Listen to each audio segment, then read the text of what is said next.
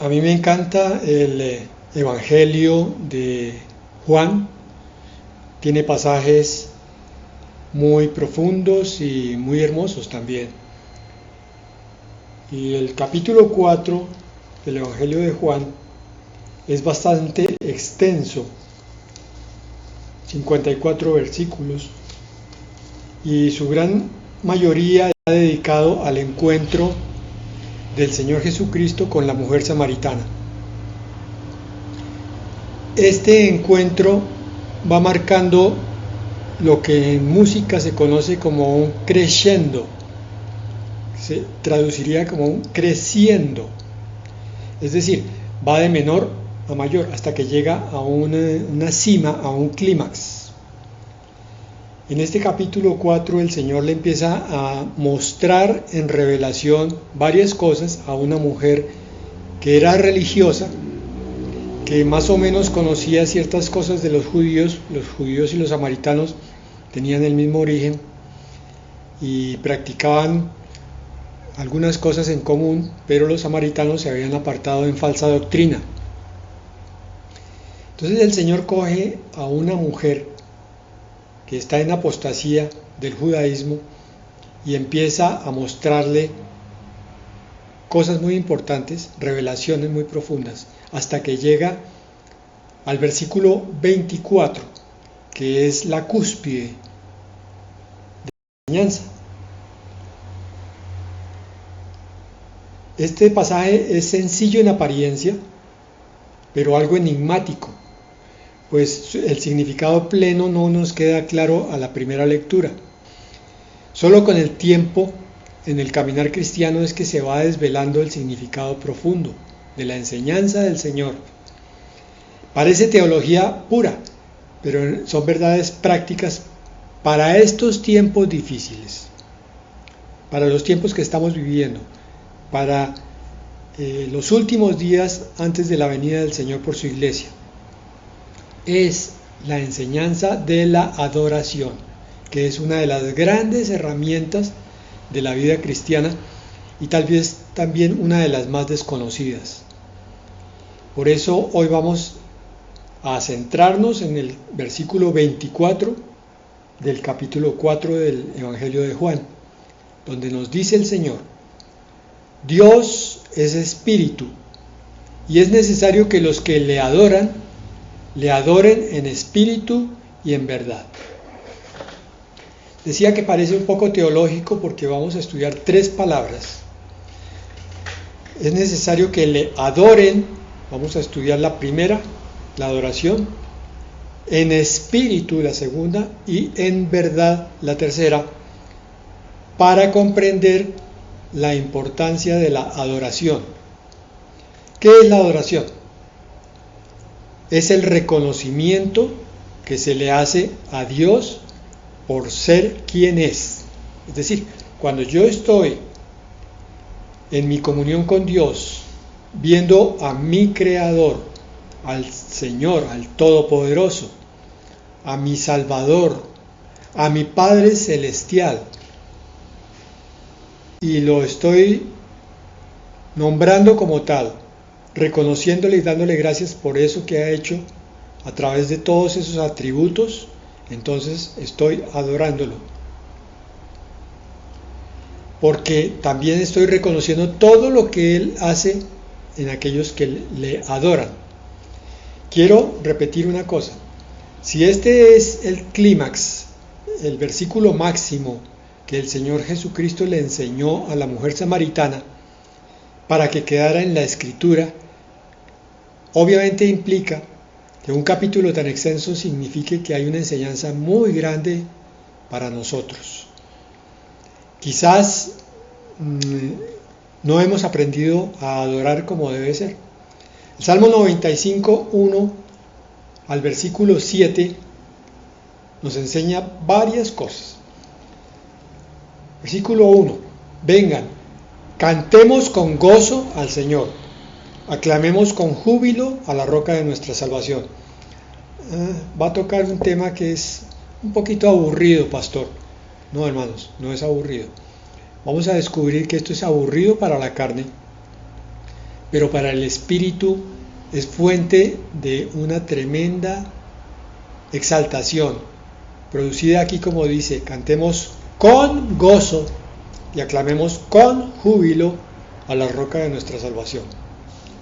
Lo que más se le acerca a esto son esos instantes en los cuales estamos en congregación y hay una alabanza muy especial, una adoración que nos lleva en el espíritu a sentir cosas que nos conmueven por dentro, nos exaltan y nos llenan de lo que dice aquí, gozo y júbilo interior.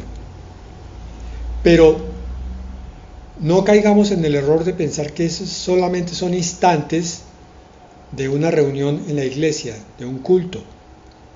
Esto es algo que debiéramos aprender a lograr, porque esa es la enseñanza del Señor precisamente, en cualquier momento de comunión con el Señor. Repito, Juan 4:24, Dios es espíritu y es necesario que los que le adoren en espíritu y en verdad. Aquí el Señor está diciendo cómo es que hay que adorar a Dios. Y es lo que vamos a tratar de comprender para no desperdiciar muchas bendiciones que vienen con ese sabernos acercar al Señor. El Salmo 95, versículo 2 dice, acerquémonos ante su presencia con acción de gracias, aclamémosle con salmos. Acción de gracias es algo que también surge espontáneamente del corazón, es el deseo de mostrarse grato, agradecido a Dios por lo que Él hace en nuestra vida, desde lo más pequeño hasta lo más grande, desde lo más rutinario y cotidiano como es el alimento o el techo, hasta un milagro como respuesta a una oración.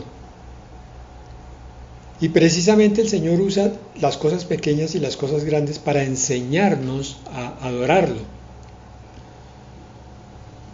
Siempre lo he dicho, lo vuelvo a decir hoy, no es que tengamos un Dios vanidoso que le encanta que lo adoren porque sí, sino que en la adoración entramos en otra dimensión, que es la dimensión de la verdad, de la realidad eterna, y por tanto entonces empezamos a recibir las bendiciones espiritualmente y de ahí pasan a niveles físicos inclusive. Muchas veces cuando no sabemos cómo acercarnos a Dios, pongo por ejemplo, no sabemos cómo orar, no sabemos cómo leer la palabra y ahora no sabemos cómo adorar, debemos rápidamente captar eso del pueblo de Dios y para eso se hizo la congregación, para que aprendamos del grupo y entonces logramos empezar a recibir lo que Dios quiere darnos a través de todo esto. Entonces la adoración tiene un propósito. La adoración es que tu espíritu se llene y se fortalezca para entrar en la dimensión de la verdad de Dios, la verdad con la cual Dios hizo el universo. Estoy diciendo que mientras no haya verdadera adoración, nosotros solemos andar en la mentira de este mundo. La mentira que nos dice, estás estresado, tienes muchas deudas, estás enfermo, estás agotado, quién sabe qué día traiga mañana, va a ser peor que hoy.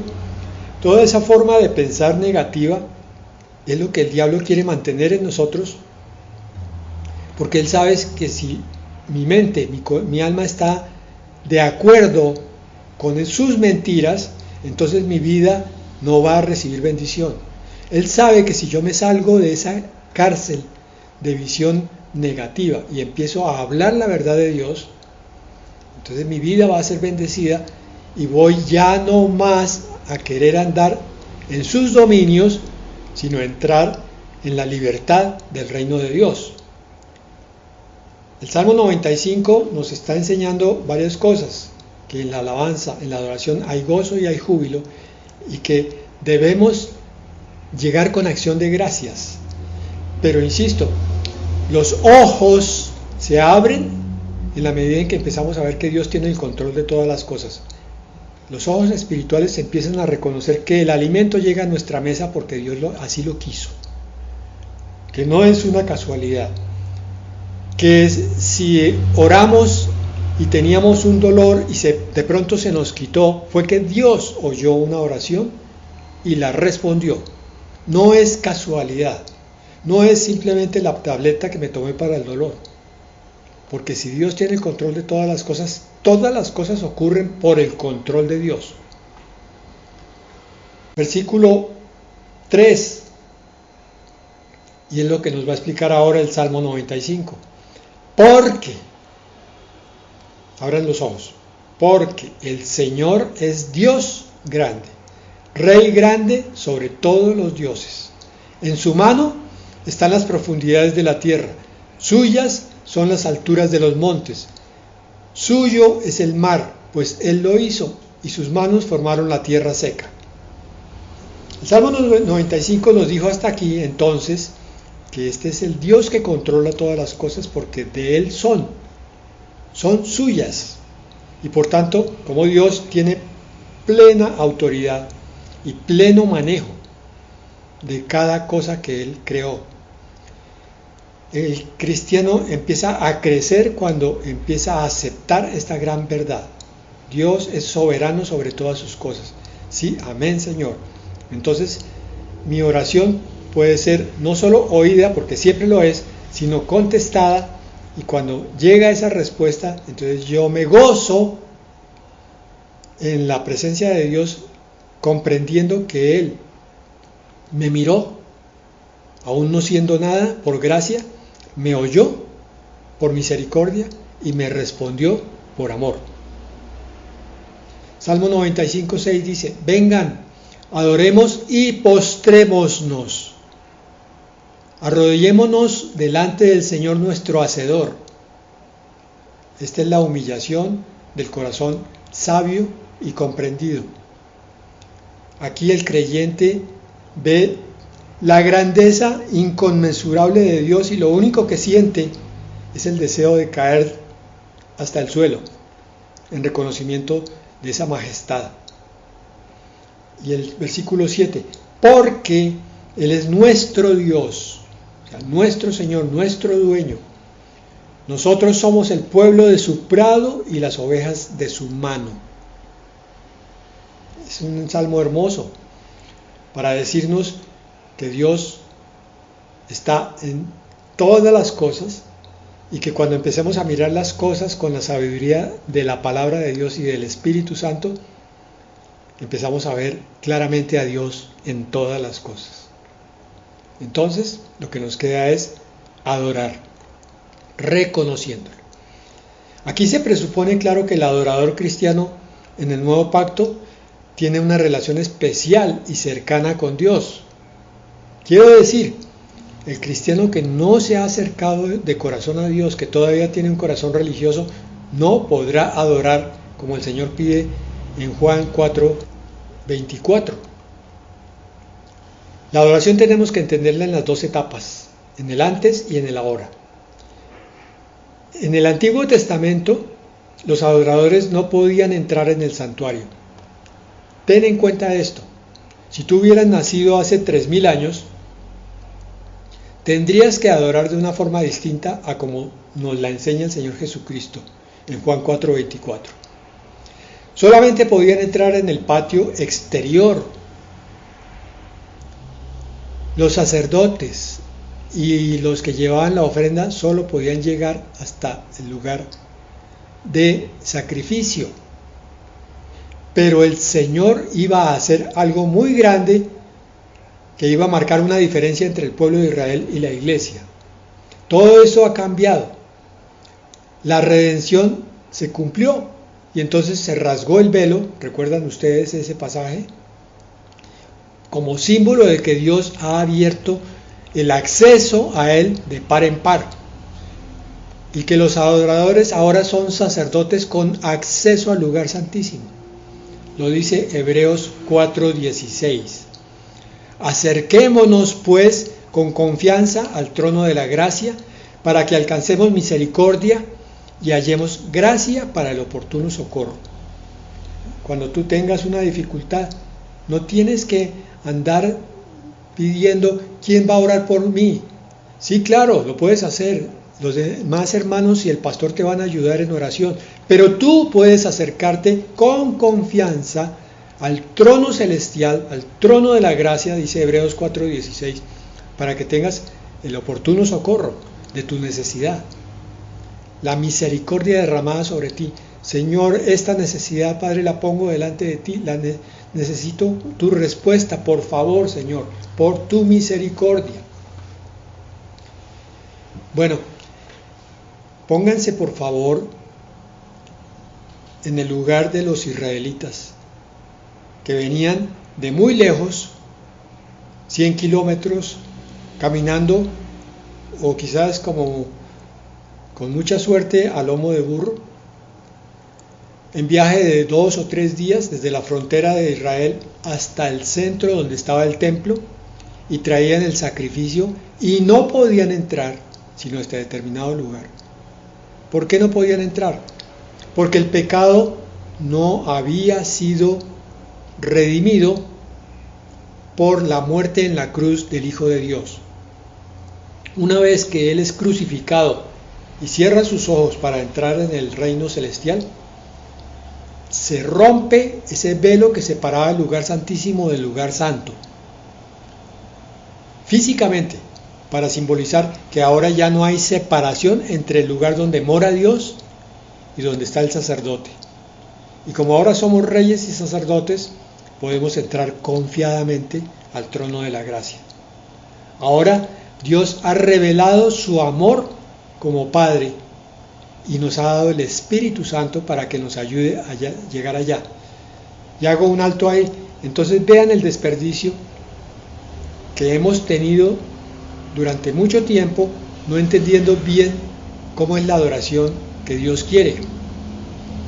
Por eso es que el lenguaje de los salmos ya no es tan completo para expresar la adoración cristiana,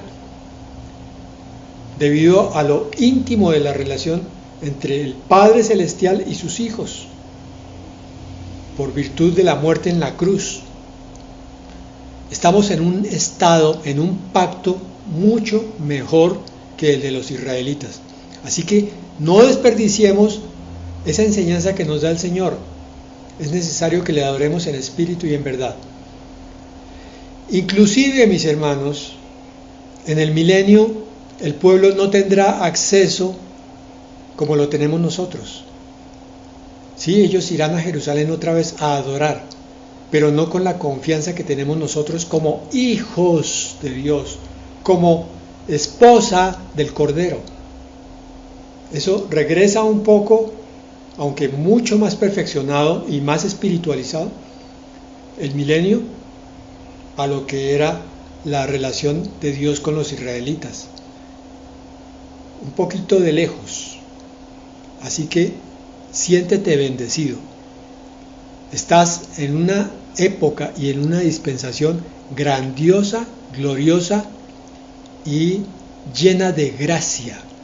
La gracia de tu Padre Celestial te está permitiendo acercarte a Él de una manera que no se ha visto en el pasado y que va a ser muy difícil en el milenio hasta que lleguemos a la edad eterna. Quizás allá, según lo que vemos en Apocalipsis, se restablezca, porque el Señor dice: mi tabernáculo morará en medio de los hombres, ellos serán mi pueblo y yo seré su Dios.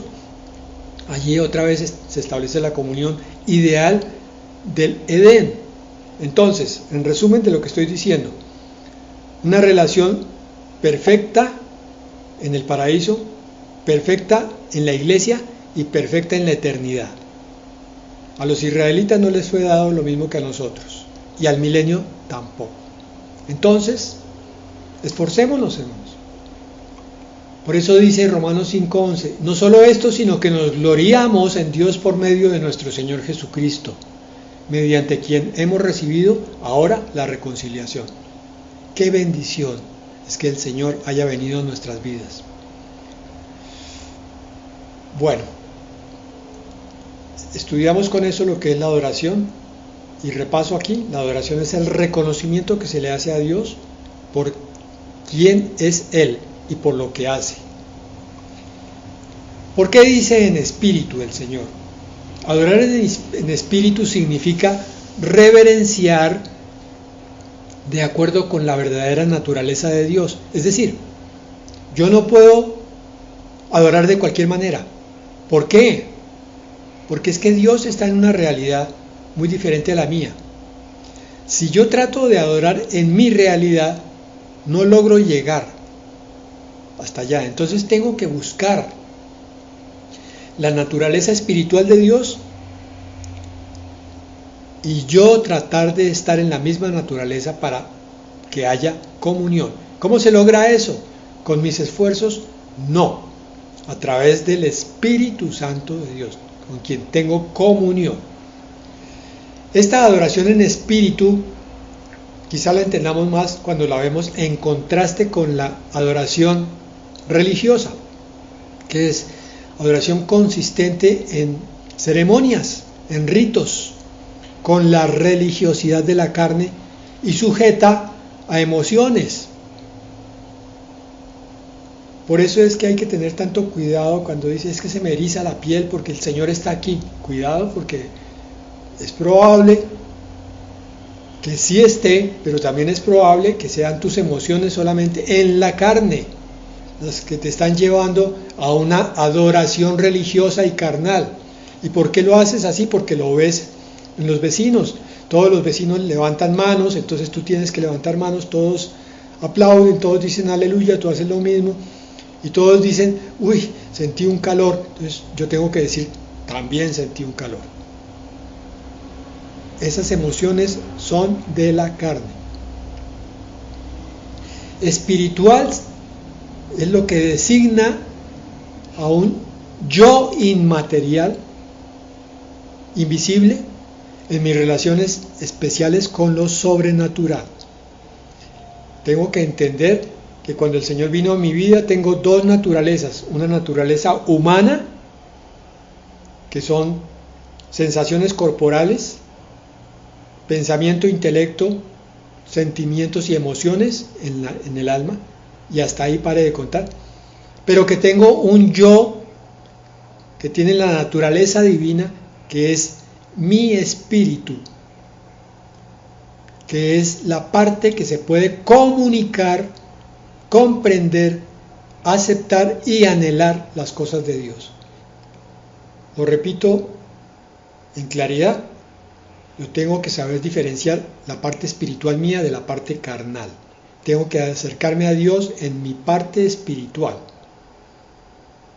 porque el espíritu en mí es lo único que se puede relacionar adecuadamente con Dios.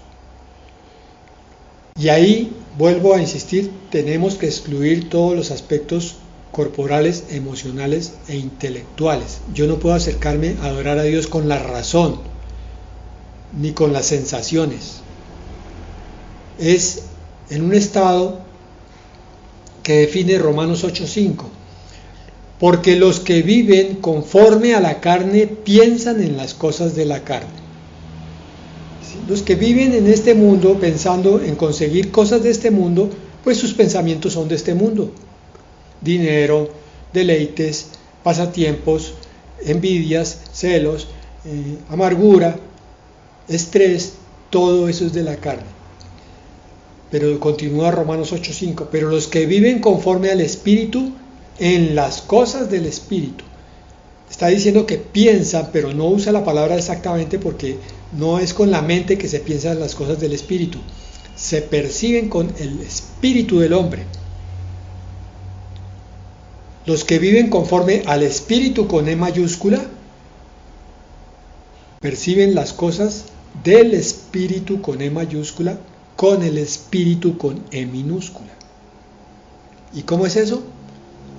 Con la verdad de Dios. Mi espíritu está en el Espíritu cuando está de acuerdo a la palabra de Dios. Espero no estarlos enredando.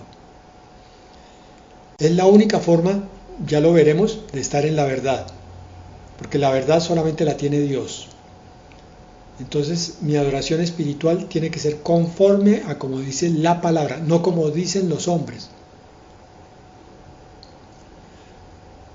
Romanos 8:7 dice, pues la intención de la carne es enemistad contra Dios, porque no se sujeta a la ley de Dios ni tampoco puede. Algunos no comprenden que hay una batalla interior entre lo que mi carne quiere y mi espíritu quiere, y las dos se oponen. Yo debo seguir siempre a mi espíritu, que es el que quiere agradar a Dios, hacer lo bueno y lo que es bíblico. Mi carne quiere deleitarse, quiere pasarla bien, quiere hacer lo malo, y por tanto ir contra Dios. Por eso dice Romanos 8:8, así que los que viven según la carne no pueden agradar a Dios. La conclusión de estos pasajes es que yo no puedo adorar a Dios en la carne, no puedo. No estoy haciendo adoración. A lo sumo estoy teniendo religión. A lo sumo estoy cantando, pero no adorando. Entonces tengo que discernir muy bien cómo me estoy acercando a Dios en el momento de la adoración. Y por último, en verdad. Adorar en verdad significa adorar a Dios de acuerdo con la revelación que Él ha dado de sí mismo, o sea, de acuerdo con su palabra. Por eso ahora no sería totalmente completo adorarle como simplemente Dios grande, nuestro hacedor, Rey grande sobre todos los dioses, como dice el Salmo 95. Es cierto, eso es verdad de Dios, pero es incompleto, porque a Él le ha placido revelarse a sí mismo, a nosotros, como Padre. Entonces, mi verdadera adoración ahora, está bien, Dios grande, pero Padre mío, mi Padre, mi Creador, mi Padre. ¿Por qué?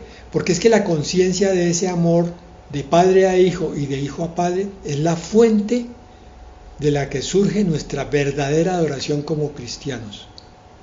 Mi verdadera adoración tiene que ser basada en el amor, no solo en el respeto a Dios, sino en el amor del nuevo pacto. Y la relación de los judíos con Dios fue muchas veces de obligación y de temor, pero no era con un padre, por eso siempre fue incompleta. De modo que entonces, según esto que hemos visto, la adoración, y esto es aspecto práctico, se distingue de la alabanza. Es decir, yo puedo estar alabando y no adorando. Tremendo. Porque yo creía que sí, que estaba adorando.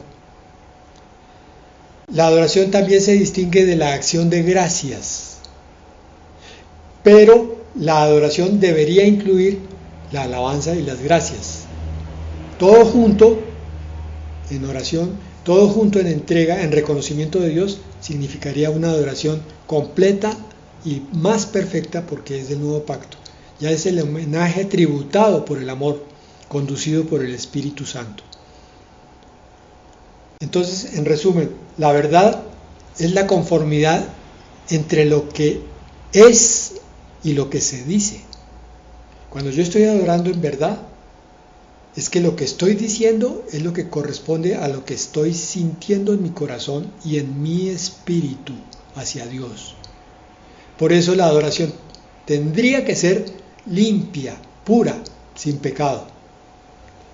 Si hay pecado en mi vida, yo no puedo adorar, a menos que haya pedido perdón y me haya arrepentido, para poder ahí sí postrarme en adoración a Dios. La verdad, o sea, adorar en verdad a Dios es algo sobrenatural y por encima de la opinión de los hombres. Porque todo lo que es la verdad solamente se refiere únicamente al Dios verdadero. Y esa verdad tiene que ser recibida en el alma, es lo que se llama revelación. Yo puedo mostrarte muchas cosas sobre esto que estamos hablando, pero hasta que tú no quieras abrir tu corazón y decirle a Dios, muéstrame, Señor, cómo es que tengo que adorarte, no vas a entender gran parte de las cosas que te estoy diciendo. Tiene que llegar esa revelación como un destello de luz a tu interior que te haga entender lo que Dios está pidiendo cuando le dice a la samaritana, es necesario que me adoren en espíritu y en verdad.